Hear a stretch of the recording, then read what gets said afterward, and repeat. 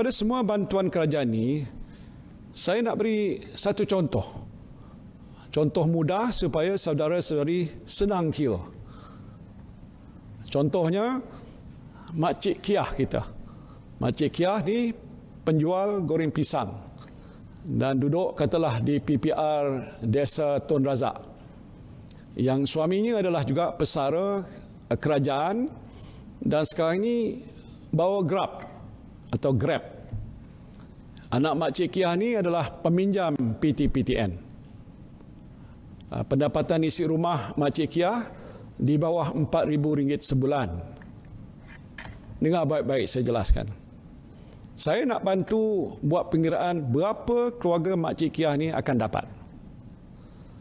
Keluarga Makcik Kiah akan dapat bayaran prihatin nasional sebanyak RM1,600. Tambah lagi dengan baki BSS sebanyak RM600. Bantuan pesara kerana suaminya pesara sebanyak RM500. Bantuan tunai e-hailing kerana suaminya membawa kereta sebanyak RM500. Dan bantuan orang bujang kerana anaknya juga bujang sebanyak RM800. Kalau suami Makcik Kiah berkhidmat dengan rela pula tu, dia juga akan dapat RM200 sebulan sehingga wabaknya berakhir. Keseluruhan pemberian tunai yang keluarga Makcik Kiah akan dapat ialah sekurang-kurangnya RM4,200. Selain itu, keluarga Makcik Kiah juga akan dapat penjimatan sewa PPR selama 6 bulan sebanyak RM744. Penjimatan penangguhan pinjaman kenderaan selama 6 bulan sebanyak RM1,800. Penjimatan bayaran bil elektrik selama 6 bulan sebanyak RM120. Anak Makcik Kiah juga akan dapat pinjaman penjimatan daripada penangguhan bayaran balik PTPTN selama 6 bulan sebanyak RM1,200. Kalau Makcik Kiah ada buat pinjaman kredit mikro pula untuk perniagaan goreng pisang dengan bayaran balik pinjaman sebanyak RM100 sebulan, Makcik Kiah akan dapat pinjimatan sebanyak RM600. Keseluruhan penjimatan ialah sebanyak RM4,464. Jadi keseluruhan nilai manfaat yang akan diterima oleh keluarga Makcik Kiah ni, termasuklah pemberian tunai dan penjimatan ialah sebanyak RM8,664. RM8,664. Jadi Makcik Kiah pun agak bolehlah tersenyum sikit dengan kiraan yang saya buat ini. Saudara dan saudari yang saya kasihi sekalian, langkah yang telah diperkenalkan dalam pakej ini juga bertujuan untuk memastikan aktiviti ekonomi negara ini berterusan, terutamanya dengan penyaluran tunai melalui bantuan prihatin nasional. Di samping itu, kerajaan akan memberikan tumpuan kepada aktiviti pelaburan domestik yang mempunyai kesan pengganda yang tinggi dan mengekalkan pekerjaan. Untuk tujuan ini, kerajaan telah mengenal pasti beberapa projek kecil seperti menambah baik jalan, menaik taraf sekolah daif di Sabah dan Sarawak, membersihkan rumah ibadat dan balai polis serta meningkatkan kemudahan pelancongan yang akan memanfaatkan kontraktor kelas G1 hingga ke G4. Dan bagi tujuan ini, peruntukan sebanyak RM2 bilion akan disediakan. Pada masa yang sama, projek kecil bernilai RM2 bilion yang diumumkan dalam paket sebelum ini akan mula dilaksanakan pada bulan April 2020. Projek-projek ini termasuk projek infrastruktur di kawasan Felda dan lain-lain bernilai RM600 juta, projek membaik pulih sekolah daif di Sabah dan Sarawak bernilai RM350 juta, dan projek membaik pulih perumahan rakyat termiskin bernilai RM150 juta. Kerajaan juga akan meneruskan pelaksanaan semua projek yang diperuntukkan dalam Belanjawan 2020 termasuk ECRL, MRT 2 serta pelan gentian optik dan kesaling hubungan negara. Usaha ini selaras dengan fokus kerajaan untuk memastikan pertumbuhan ekonomi kekal mampan.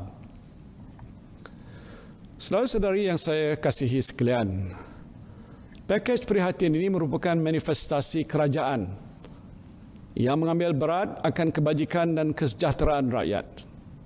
Kerajaan akan membuat suntikan fiskal langsung berjumlah 25 bilion ringgit untuk membantu mengurangkan beban rakyat dan pemilik perniagaan dalam mengharungi cabaran ekonomi yang sukar ini.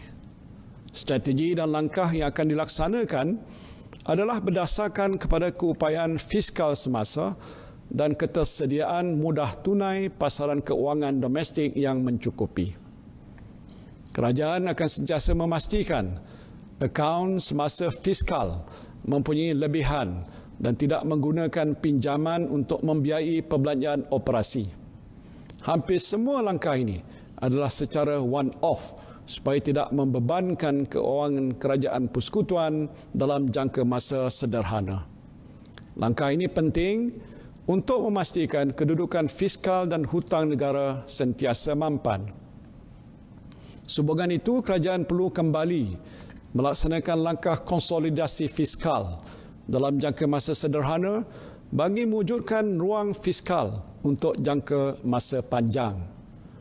Seperti mana yang telah diumumkan semalam, untuk menzahirkan keprihatinan dan kepedulian pimpinan kerajaan terhadap keperitan rakyat pada masa ini, saya dan rakan-rakan dalam Jemaah Menteri dan Timbalan Menteri bersetuju agar 2 bulan gaji kami semua dipotong dan disalurkan ke dalam tabung COVID-19.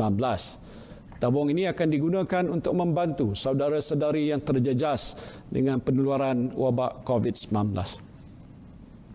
Selain itu, saya juga telah mengarahkan semua kementerian mengkaji semula belanjawan masing-masing untuk mencari penjimatan agar ianya dapat digunakan untuk menampung langkah-langkah jangka sederhana bagi menangani wabak virus ini. Saya juga telah mengarahkan Kementerian Keuangan melalui unit laksana untuk memastikan pakej prihatin bernilai 250 bilion ringgit ini sampai kepada saudara dan saudari semua dengan cepat. Saya tahu saudara-saudari yang berada di rumah-rumah panjang di Sarawak, di Sabah, penempatan orang asal, di kawasan-kawasan yang jauh di pedalaman di segenap curug rantau negara ini mungkin bimbang bantuan yang disediakan oleh kerajaan lambat sampai. Dan untuk itu kerajaan persekutuan akan bekerjasama dengan kerajaan negeri, khususnya di Sabah dan Sarawak, untuk pastikan semua bantuan yang disediakan oleh kerajaan sampai dengan cepat. Saudara-saudari yang saya kasihi, we are a nation at war with invisible forces. The situation we are now facing is unprecedented in history. And this government may not be the government that you voted for. But I want all of you to know that this government cares for you. I accepted the fact that I came in as Prime Minister, as your Prime Minister, not at the best moment. I face political, economic, and health crisis all at the same time. And this unprecedented situation, of course, requires unprecedented measures. So, my dear brothers and sisters, and the children of this beloved country, whether you are a Malay, Chinese, Indian, Sikh, Iban, Kadazan, Dusun, orang asal, please bear with me. And of course, my friends in the cabinet and the government. We are not perfect, but we are doing the best we can to pull through this crisis together as one nation. And God willing, we'll come out stronger when this crisis ends and the dust settles, insyaAllah.